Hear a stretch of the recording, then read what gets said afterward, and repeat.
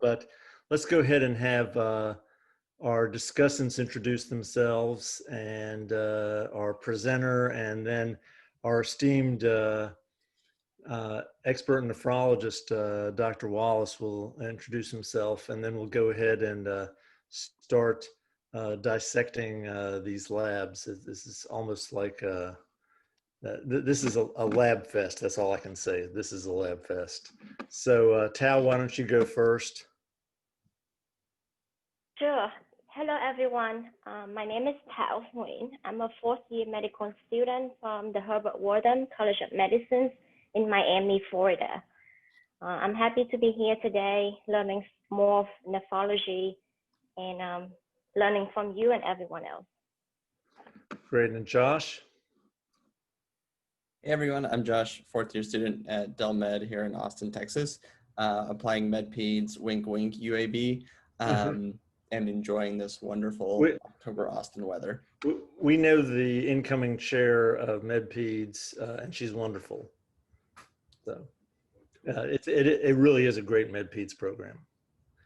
And Gurleen, since you're presenting, we have a surplus of fourth-year students. I think fourth-year students have more time to do things like this, or are more scared about what's going to happen next year. I'm Gurleen. I'm also a fourth-year medical student in Albany at the Albany Medical College in New York. And where'd Eric go? Did I lose Eric? No, Eric's there. Should I introduce myself? Yeah, introduce yourself. They don't know you. All right. Hey, I'm Eric Wallace. I'm a nephrologist from UAB. Well, I started out as a nephrologist. My shticks are rare genetic kidney disease, peritoneal dialysis, and because of those two things, all my patients were driving hours to see me. So I was the first to do a comprehensive telehealth visit on a PD patient. So then they asked me to do it for the whole health system, and now all hell's broken loose with COVID. So this year we were slated to do, we predicted that we'd have 100% increase in telehealth, and we would have done 2,000 visits this year. But since COVID started, we've done 200,000 visits. So it's been a kind of a wild ride, but I'm still a nephrologist. I rounded in the hospital this weekend. Just a lot of my time is now spent on the health system side doing telehealth.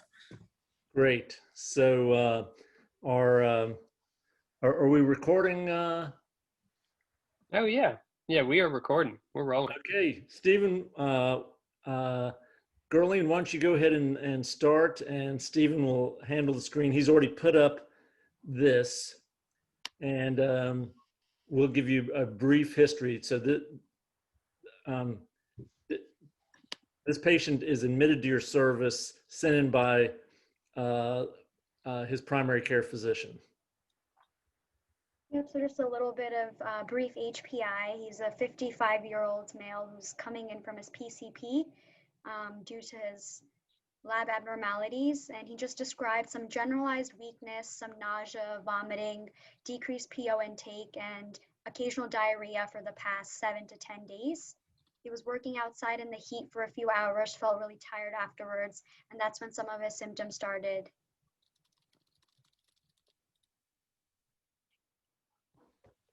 Okay, so ladies first. Tal, what do you notice here, and what concerns you? Okay, so I'm happy to go first. There's a couple of things that kind of jump out of this lab, particularly the creatinine level of 17. Usually 2 or 3 is already high, and in this case 17, that's quite significant. I'm also wondering if this is something new, like an acute AKI, or is it maybe he has some underlying chronic kidney disease before, or it could also be an AKI on top of the existing kidney disease. I also noticed that the BUN is also elevated, and I believe the ratio is less than 20. So it could also mean something more intrinsic. the potassium level is at 5, so it's quite right at the mark. It's also quite high, so it kind of indicates some sort of kidney disease. Sodium is a bit low, but not heavily low. It's 132 and normal is 135.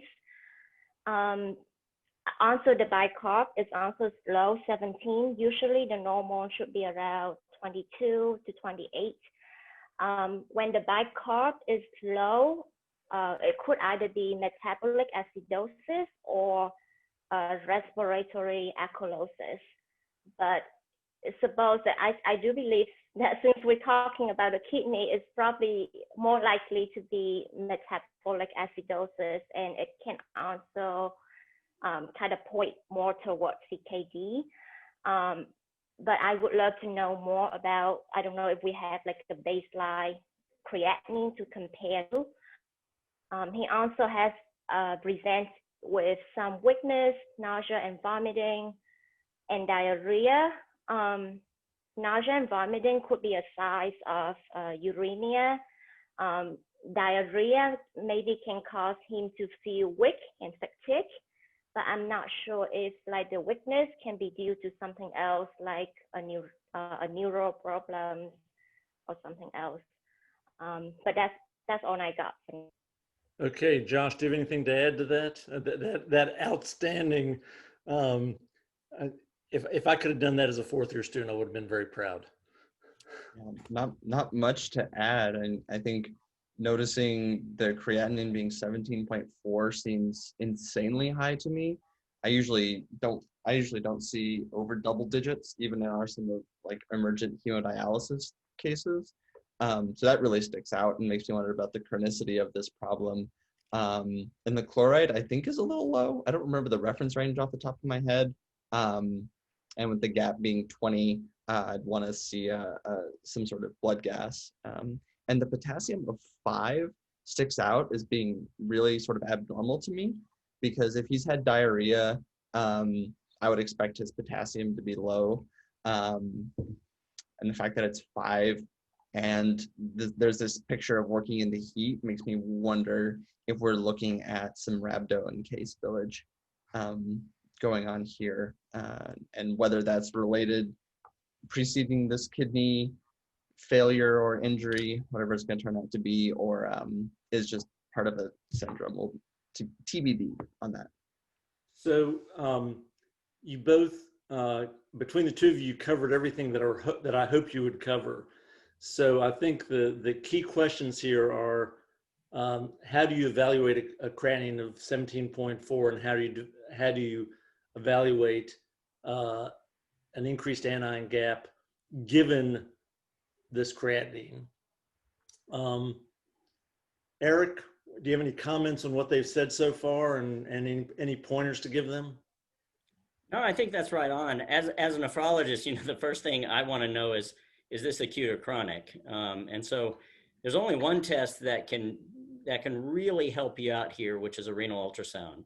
And it's not a definitive, but if your kidney size is less than 8.5 centimeters, so if you have bilateral small kidneys, you're actually done on this case. And the reason you're done is that once you get to a kidney size of about 8 centimeters, you're not going to get it back. And then you say, well, this guy has uremia, his acidosis is from chronic kidney disease, and then you start dialysis. So I would say renal ultrasound. Now, if it's high, if the creatinine is normal, that doesn't mean it's chronic or not, but it does help you if it's low.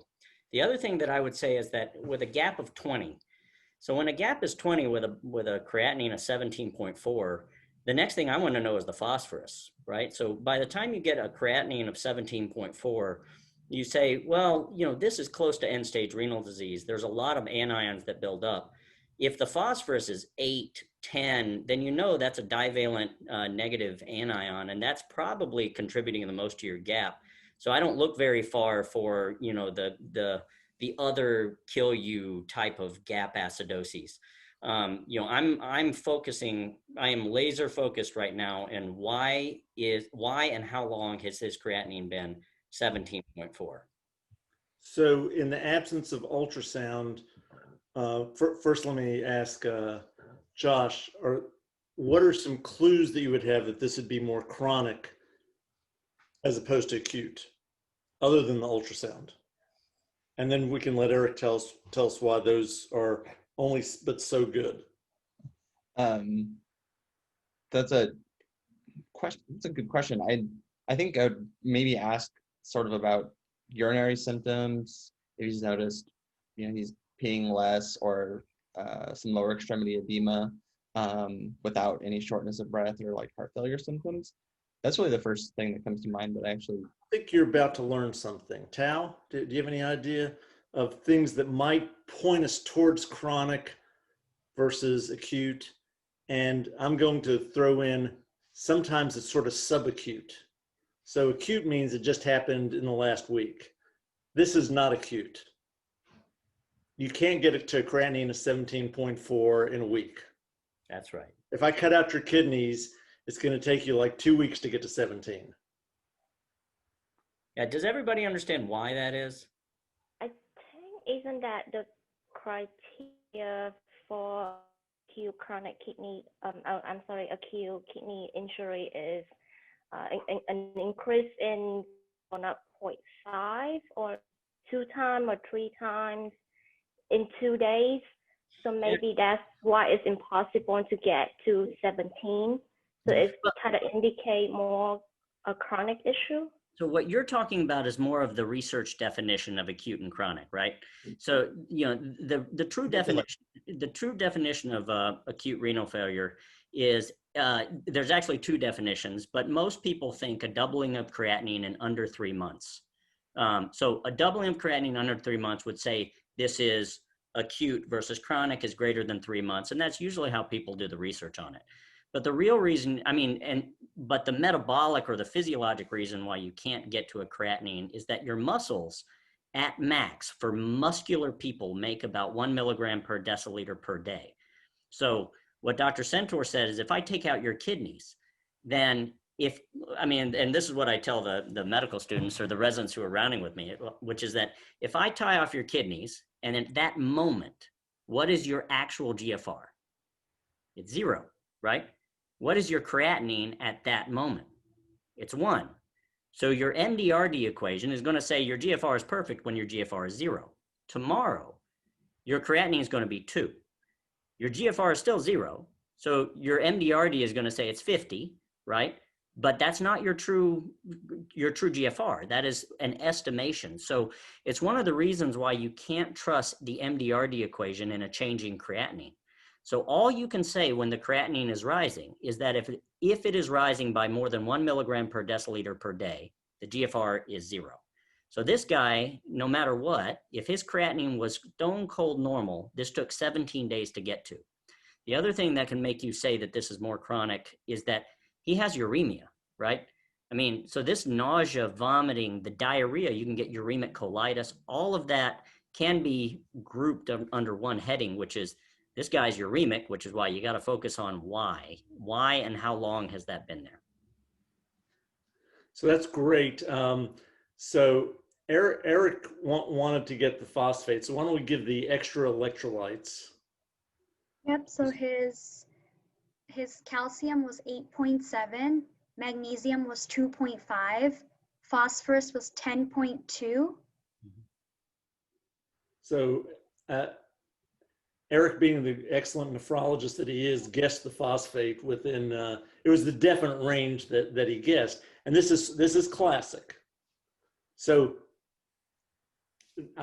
since I know the case, I know that we also have a normal lactic acid. Let's just give that to them because people were worried that perhaps this patient was severely volume contracted. Yes, lactic acid was normal, 0.8. Yeah. CK was normal as well, 180. So the concern about rhabdo was a great thought, Josh, but that's not what happened to this patient. So there's a chat right here that's really interesting, which is, would a PTH help?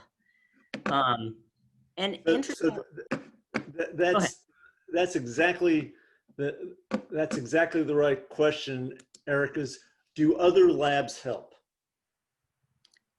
Yeah, and it's interesting, you know, the PTH may or may not help in this setting. You know, a PTH has to be interpreted, one with respect to calcium, but that's only when you're, because that was brought up, which is what does the PTH have to do? You know, you have to interpret it with respect to calcium, but that's true only if you're trying to diagnose low or high calcium.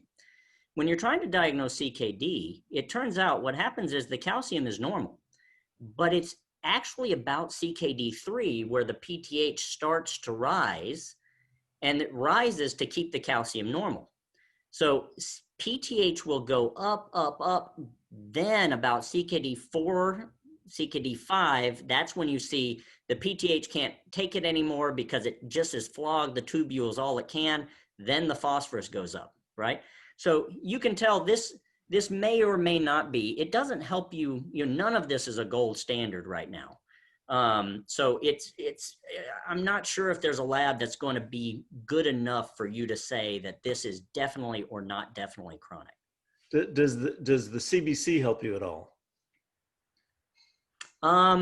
If the patient is, yes and no.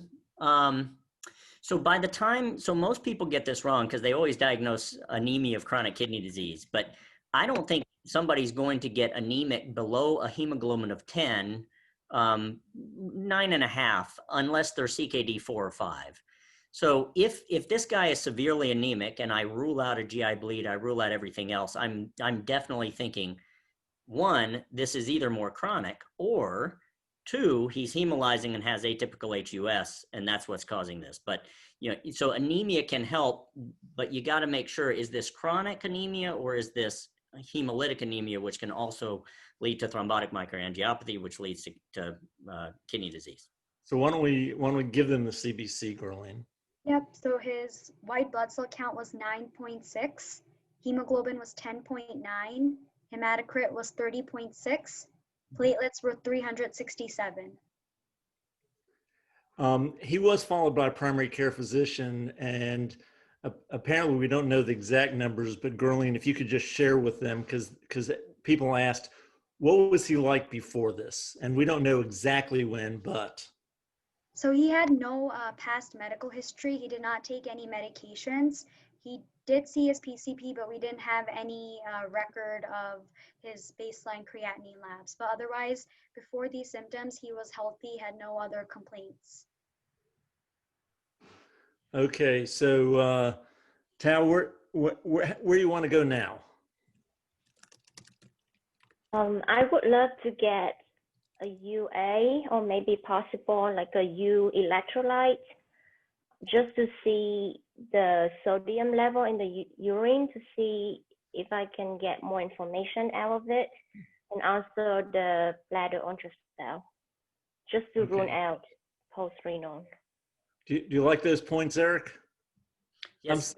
I'm smiling. Yeah, no, I was reading the chat, but those are great points. One exception, you don't just want the bladder, you want the kidneys. That, you know, for me, I mean, just in my laser, right? When you say I have 5 minutes to decide, what I want is a renal ultrasound. If big kidneys, biopsy. If no big kidneys, start dialysis. And make sure there's not, but also make sure there's not obstruction. Yeah, make sure there's not obstruction. Like this with that's a different route. These are things that I can fix very fast.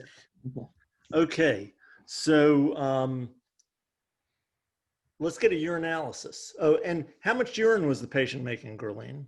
He was making urine. He was not oliguric. I don't have the exact amount, but he was making urine. He denied any decrease in urination, any hematuria, any foamy stool, no urinary complaints. And I can give you the urinalysis. So his urinalysis showed trace blood and trace leukocyte esterase, 1+ protein, 10 to 20 white blood cells, slight epithelial cells, slight urine bacteria and mucus, no ketones.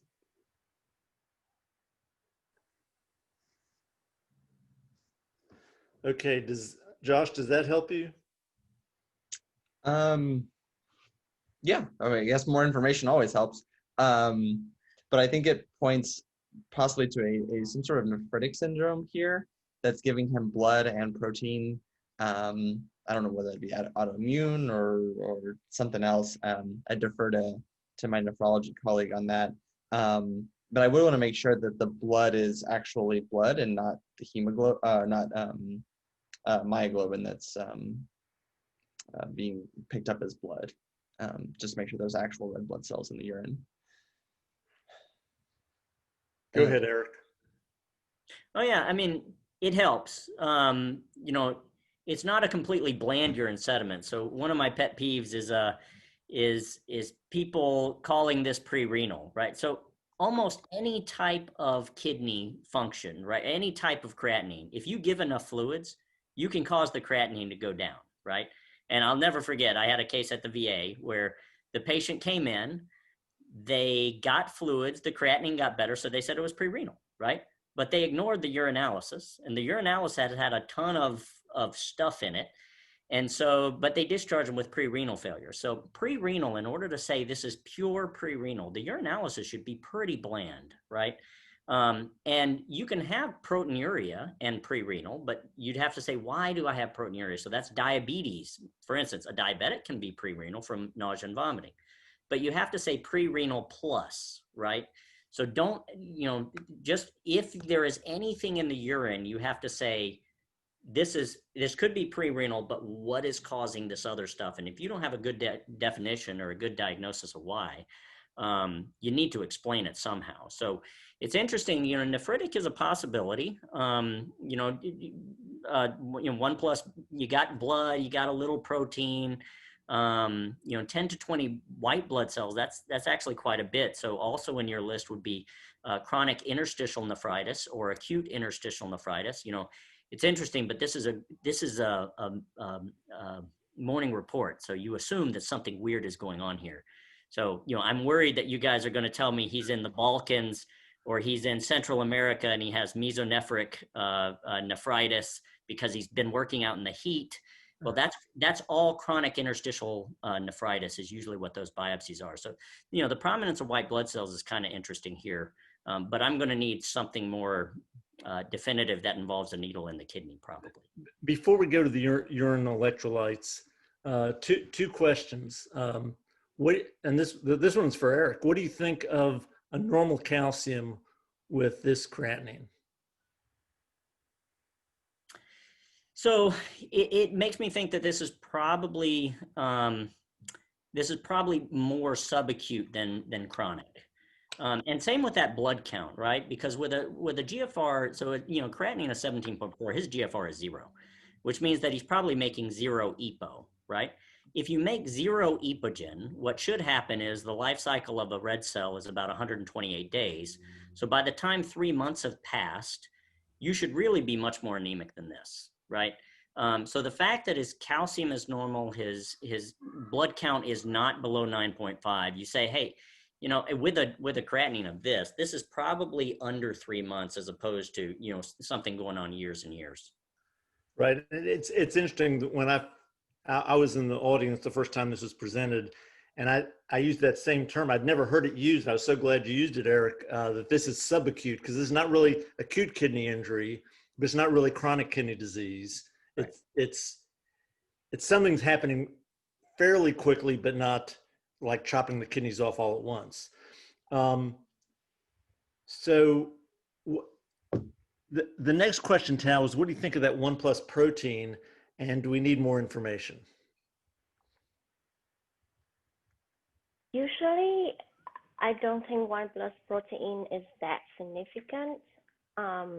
Maybe usually like 3+, then I would pay attention, but I feel like this is a kidney discussion, so it probably means something here, but I'm not too sure. I mean, proteinuria can be very benign, like you said earlier in the beginning before the conversation, or it could be something like a nephrotic syndrome, but in this case it's only 1+, so it doesn't really meet the criteria for nephrotic syndrome. So I'm not sure. There's a wonderful article in the Annals of Internal Medicine that I did a podcast on in Annals on Call, which is why I'm wearing the shirt. And 1+ protein, you just don't know. 2 or 3+ is usually quite significant. Now, it sort of depends upon how concentrated the urine is, but this is, since we're trying to figure things out, we probably ought to do a follow-up test. Josh, what would be the follow-up test, since we're concerned about the protein? Urine protein creatinine ratio. So, Eric, what do the nephrologists prefer? A urine protein and a urine creatinine ratio. Yeah, the person that I interviewed for this podcast said, yeah, that's great, but an albumin creatinine ratio is better than a protein creatinine ratio. No. So why don't we give you both of them, because it's really interesting. Yeah, I mean, yes, I would like both of them, but I always go with protein to creatinine ratio. Interestingly enough, the urinalysis dipstick only tests for albumin. So, the first thing is that if you only did an albumin to creatinine ratio, are you going to miss myeloma, right? I mean, I want to know the total protein. The other thing is that this idea that 1+ protein is benign. So, in dealing with Fabry disease, I'll tell you that in the female population with Fabry disease, right? These are patients that have known genetic abnormalities in their kidney. I'll have females that have 0 proteinuria, normal creatinine, and you biopsy their kidney and they have 100% foot process effacement. So the thing is that the tubule can absorb up to 1 gram of protein in the urine. So if your glomerulus spills a bunch of protein, what happens is you have a vacuum cleaner at the tail end that absorbs 1 gram of it. So literally by the time you get any protein in the urine, if it's glomerular based, you're spilling 1 gram or more of protein, and it's a problem, right? So I actually, I now that since I do on the other side, there's a lot of nephrologists that don't even look at it until it's greater than 500 milligrams. But now that I've seen that proteinuria is actually a late manifestation of kidney disease, and we only look at it late because biopsies are so invasive, right? But if you had that 1+ protein and biopsies were not invasive, you'd want to biopsy all of these folks. Great. So we have a bunch of urine studies. Tao wanted some urine electrolytes. We'll give you some urine electrolytes. We'll give you some urine protein. We can calculate urine protein creatinine ratios, all kinds of cool stuff. Yep, so the urine protein was 70, urine sodium was 42, urine chloride was 31, urine urea nitrogen was 264, urine creatinine was 54, urine microalbumin was 10.7, urine osmolality was 209. So Tao, you wanted the urine sodium. You've got the urine sodium. Yes, I do, and I need to calculate Fe sodium. Okay, so I want you to stop right there, because I knew that was going to come up. Okay. And I tell this story all the time. The fractional excretion of sodium was an article in JAMA in 1976 or 77. I know because my attending the month after the article came out was the guy who wrote the article at the Medical College of Virginia. His name is Carlos Espinel. And this is one of the most misused numbers in medicine. And the reason is probably nobody ever taught you when it's usable and when it's not usable. So since this is one of my pet peeves, Eric, I got to do it, and then you can tell me if I say everything right. It was designed for oliguric patients with an increase in creatinine. It was designed to separate out volume contraction from acute tubular necrosis. Let's get specific, not acute kidney injury. And it showed that a low fractional excretion of sodium in an oliguric patient, oliguria defined by 20 cc's per hour or less than 500 cc's per day. If it was less than 1, that was significant for volume contraction. And if it was greater than 3, that was significant for acute tubular necrosis. Now, there are other kinds of acute kidney injury than ATN. Another study that came from the University of Colorado showed, and I have copies of these articles which we could post on Twitter and in the future, that people with acute glomerulonephritis act like people, if they're volume contracted, if they're oliguric, act just like volume contracted, because the tubule's working, it's the glomerulus that's being attacked. People with obstructive uropathy have the highest fractional secretions of sodium, so you can't rule out obstructive nephropathy with that. In this case, it cannot possibly help you because everybody with a creatinine of 17 is going to have a very high fractional secretion of sodium. Everybody. So it in no way will help you distinguish between acute and chronic kidney disease, because as our renal function gets worse, our fractional secretion of sodium has to go up, or else we can't get rid of the sodium. Did that make sense? Please ask questions in the chat if I didn't make sense. Eric, please expand on what I said. I'm going to go so everything he said was exactly true. I'm going to go one more step to make it, I mean, this is another reason why you don't need a FeNA here. So this guy's protein to creatinine ratio is 1.2. So what if your FeNA was low, right? If your FeNA was low and you said this is pre-renal plus, you still don't have an explanation for the plus. So it doesn't help you on what your next step is here.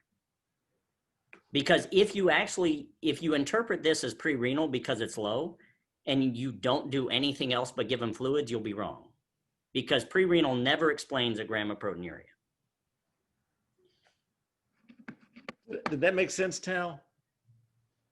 Yes, that makes a lot of sense. For getting over enthusiastic, but I was taught this as a resident. I was a second-year resident, and I heard it from the guy who first wrote the article, and so I've been obsessed with this my entire career. Here's another big clue that there's intrinsic kidney disease.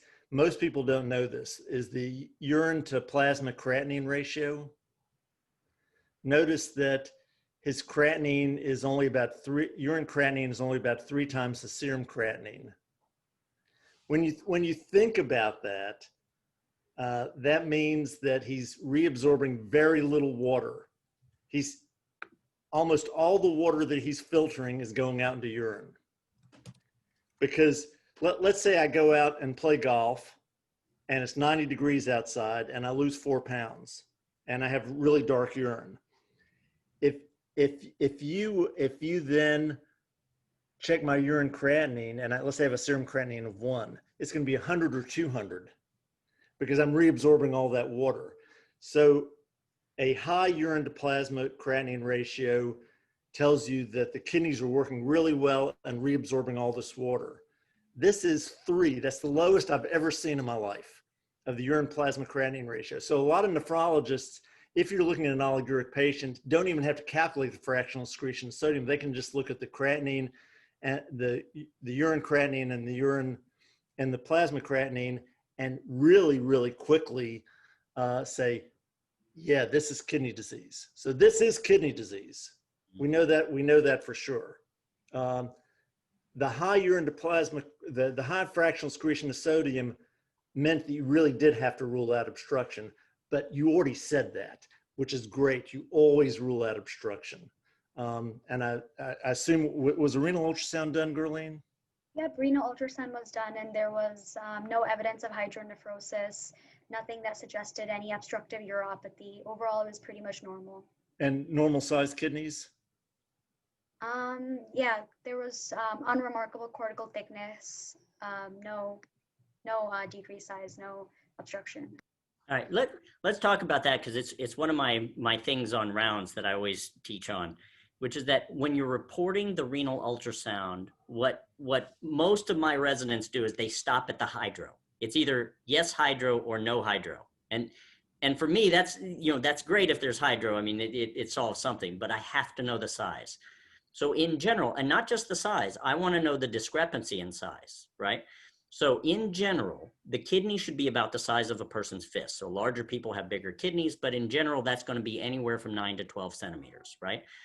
The left kidney is larger. Left is larger, right is lower. All right, and the right kidney is lower in the body because it sits below the liver, but the left is usually about a centimeter larger.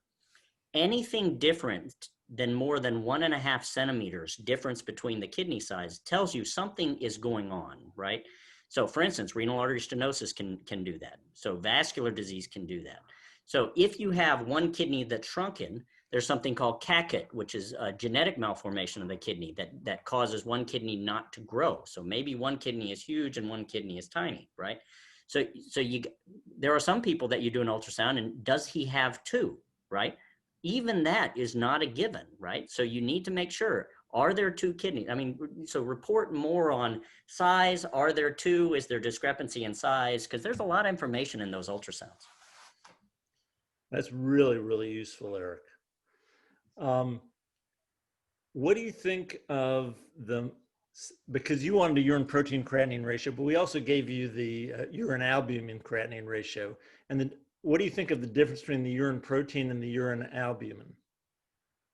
Hold up, where's the, well, the proteins, you know, the protein to creatinine ratio is higher, right? I mean, honestly, you probably could have guessed that it would be higher because he only has trace proteinuria. So, well, 1+ proteinuria is about 100 milligrams per deciliter, right? But he has 1.2 grams. So when you get that discrepancy, one of the things you think of is that either the dipstick, which is not a great test in general, right, is wrong. Somebody did it wrong, interpreted it wrong, didn't wait, you know, the appropriate amount of time for it to change colors, or that the extra protein is actually a light chain of some sort, right? I mean, that's probably your biggest myeloma. Now, what goes against myeloma, so, you know, myeloma, light chain disease will cause 5 types of kidney disease. So there's light chain glomerulopathy, light chain tubulopathy, myeloma kidney, which is obstructive, which is what this should look like. But by the time you get that, you'd expect him to be much more anemic.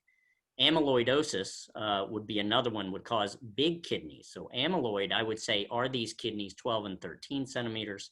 I'd ask him about neuropathy, hypotension. And then the other one that nephrologists like to ask about, the 5th type, it's a trick question, it's hypercalcemia. So it is a kidney disease, but not exactly an elevated creatinine. But when you get that discrepancy, you know, still everything is pointing you to a sharp needle. I don't, we may get a needle, but would you check for light chains? Would you do an SPEP and a UPEP? Yeah, actually, in this case, what you're going to do is you're going to say, you're going to break this up and you're going to say, this is not pure pre-renal. So pre-renal's out, right? It's not obstructive, right? Because in this case, it'd have to be bilateral obstruction. You would have seen it, right? So then you have intrinsic renal failure. And intrinsic renal failure, you know, this is an ATN. ATN can cause about 1 gram of proteinuria. So you can get tubular proteinuria, but this is greater than 1 gram of proteinuria, right? So ATN's probably out. AIN is probably out, but CIN is possible. So chronic interstitial nephritis causes a lot more proteinuria than acute interstitial. So CIN is still probable. So this is, if you look at all those categories, this is glomerular in origin, right? Until proven otherwise. So when you get to the glomerulus, right, as a positive or possible cause, now you have 2 pathways, which is nephrotic or nephritic. Now this guy, nephrotic people are swollen. They're not sick, right? This guy is sick. And nephrotic usually doesn't take kidney function that fast. Nephritic does. So now I'm on the nephritic pathway. So when I have somebody who has said, this is nephritic, I check a couple of things. And it's only these things, which is ANCA. So you're going to want ANCA because that's pauciimmune glomerulonephritis, right? You're going to want GBM. So Goodpasture's disease is one of the ones that takes kidney function the fastest, right? So GBM, he could have good pastures. And the third thing you're going to want is a C3 and a C4, right? And the reason that's complement-mediated kidney disease. And then lastly, I'm going to want an SPEP, UPEP, UIFE, SIFE, and a free light chain ratio. I send them all because one of them is not good enough, right? So there are many people that will have a UPEP that's positive because it's concentrated light chain as opposed to a serum. So I send all of those as my screening test, and that's where I stop, right? Because whichever one of those is positive will guide me down the right pathway. So do you want those? Sure, Gerline. Yep, so I can give some of those. So we did not get an ANCA, but his ANA was negative. C3 was 108. C4 was 21.7. Both of these were within the normal ranges of our lab. We also got the UPEP and the SPEP. So UPEP and SPEP showed paraproteins that were detected. The serum light chain, kappa was high at 5981. Lambda was normal at 9.4. The ratio between kappa and lambda was high at 636. In terms of the urine light chains, kappa was also high at 10,468. Lambda was normal 6.99, and the ratio of kappa to lambda was high at 1,496. We also got a beta 2 microglobulin, which was elevated at 12.1. So those are bad, but let's talk about a little bit that, because I think I've ran into more than one resident who could potentially really mess up, right? Because everybody's obsessed with high, right? High. The problem with the free light chain ratio, one of your most damaging light chains is lambda. So what happens when lambda is higher than kappa? Well, that causes a low free light chain ratio. So a low free, the free light chain ratio should be 1. If you get it really low, that can be myeloma 2, right? So in this case, it's high, but do not ignore the low on the free light chain ratio. But either way, this guy has a lot of light chain. Now, if you had a free light chain ratio that was around 1.5 or 2 in this guy, you wouldn't blink, right? You'd say it's no problem. And the reason is although that's elevated, kappa is not excreted by the kidney at the same rate as lambda. So when people get kidney disease, kappa actually goes up, and it'll go up to about 2 times. So about 2 times lambda. So a free light chain ratio of 2 is very normal in a GFR of 0, right? So I wouldn't think twice, but this guy is way higher than that, right? Much higher. In fact, I'm shocked that his proteinuria is not like 30 grams. It's only 1. That's actually interesting to me. So in this case, what we talked about, the reason why proteinuria wouldn't be that high is because you've obstructed all the tubules, right? I mean, he's not getting protein from his kidney to his urine. Otherwise, that proteinuria would be a whole lot higher. Does the type of paraprotein make a difference? It can. So, specifically when you get 2 paraproteins. So if you have an IFE, for instance, well, let me go back. The SPEP can make a difference because depending on what's elevated, if it's IgG, monoclonal IgG to polyclonal IgM is a type 2 cryo. You can get a monoclonal IgM, and that would be a type 1 cryo, or you can get a polyclonal to polyclonal, that's a type 3 cryo. So, what you want to know is the species, not lambda or kappa, but, is this an IgA lambda, IgG lambda? And then the fact that it's kappa is interesting. Lambda, it turns out lambda has a much worse prognosis. So for some reason, lambda can activate complement. It's actually a really bad player. So, but kappa, don't get me wrong, this guy has a lot of kappa. So I would, there are things that need to be done here, but in this case, it's not a needle to the kidney. It's a needle, it's just not to the kidney. Right. So Gerline, could you be more specific about the electrophoresis? So the SPEP showed a faint band in the gamma region, and the paraprotein that was detected was kappa. We did get IgG, IgM, and IgA serum levels. The IgG was 509, IgM was 951, IgA was 74. So the IgG was low, IgM was high, and IgA was normal. What's the normal value for IgM? What's the range? I don't have the range right available, but I think 951 was a lot higher than the upper limit of normal.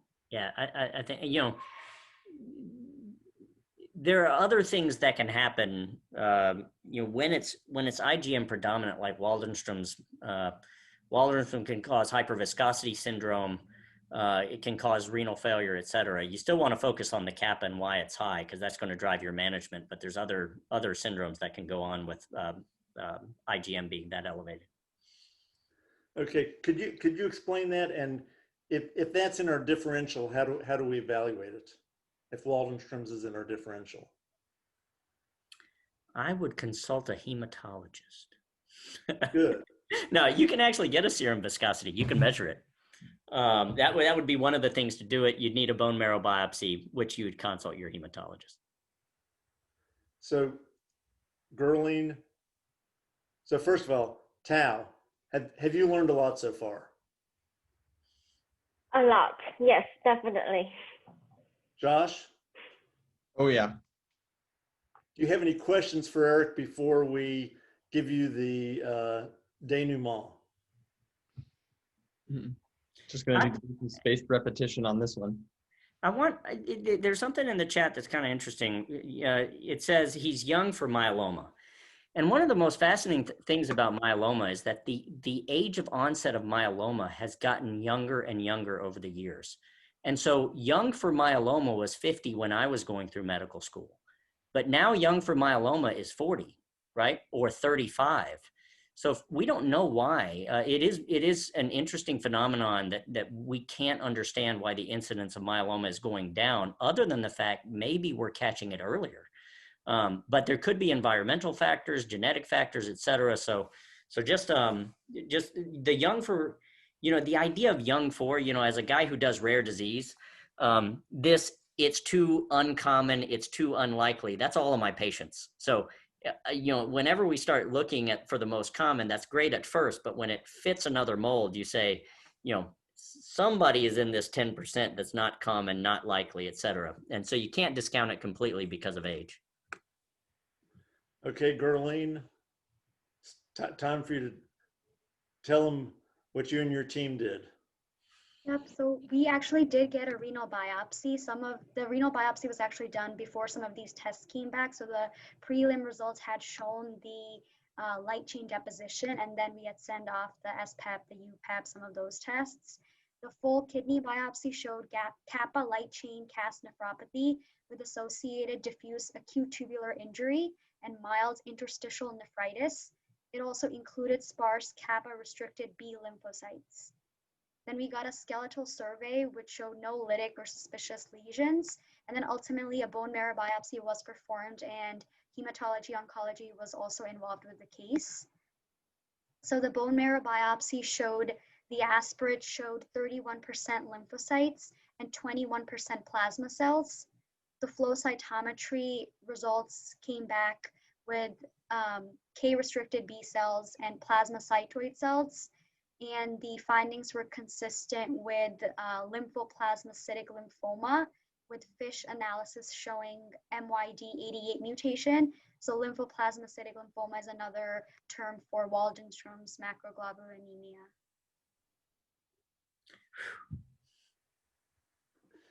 Any comments, Eric? You see why we wanted to present this case again? Man, I'm glad I didn't embarrass myself. I was worried with all this telehealth that I might have forgotten some things. No, you were brilliant.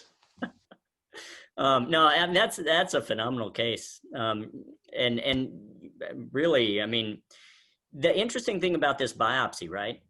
So we always think about casts, right?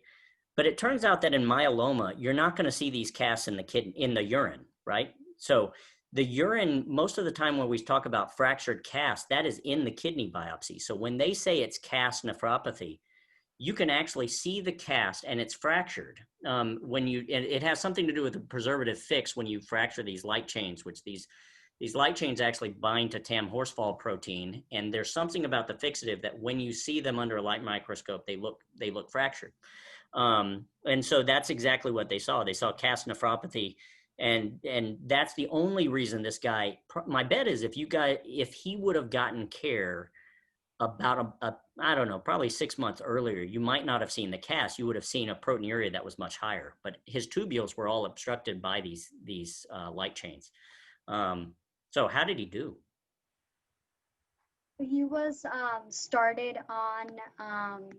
He didn't actually need dialysis yet. He was started on a regimen with, I think, Cytoxan, rituximab, as well as dexamethasone and Velcade. And right now he hasn't needed dialysis yet. His creatinine improved during the hospital stay, came down to 6. And right now he's following outpatient with nephrology and hemonc to kind of see how he does going forward and if he does need dialysis long term. Yep. So Carlos said,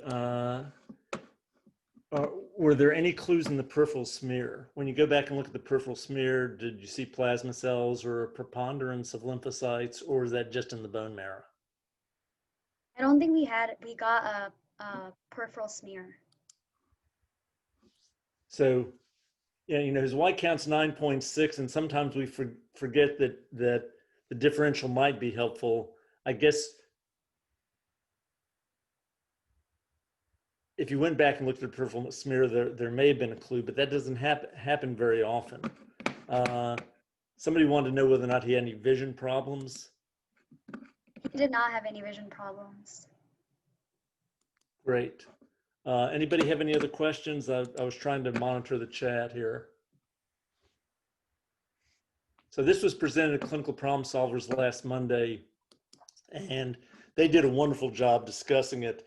We discussed it very differently because we really went, Gerline, why don't you give your impressions of the deep dive we went on the labs and what all the labs meant, etc. Yeah, I thought this was really, really helpful. I presented this case at Clinical Problem Solvers last Monday, and that discussion was also great, but this discussion really went into a lot of the lab things, and I learned a lot. I didn't know about the urine and the serum creatinine and how that plays out. So I think this was really helpful because this is a case where how it kind of unfolded was really different, but looking at the labs and kind of going through that, it kind of made sense thinking about the protein to creatinine ratio compared to the albumin to creatinine ratio. So thank you so much, everyone. So Josh, what are your big takeaways? I can use the urine protein to creatinine ratio to estimate the protein excretion, and use the urine to plasma creatinine ratio to sort of look at the renal disease, and that with a creatinine to 17, that happened over more than a day or two. Tal, what are your big takeaways? Also, the urine protein over creatinine ratio, as well as the learning point about the FENA, that was very helpful. For me, I thought it was really important the way that Eric described all the ways that renal ultrasound really helps you, and you shouldn't just say it was unremarkable. One of the reasons we call this unremarkable labs is because we all have a tendency to say something is unremarkable when it really is remarkable. Sonia in the chat has a question. We'd unmute her, but she has a screaming child, and we're just going to read it. And this is for you, Eric. Are there times when the urine plasma creatinine ratio is not an accurate estimate of the 24-hour proteinuria?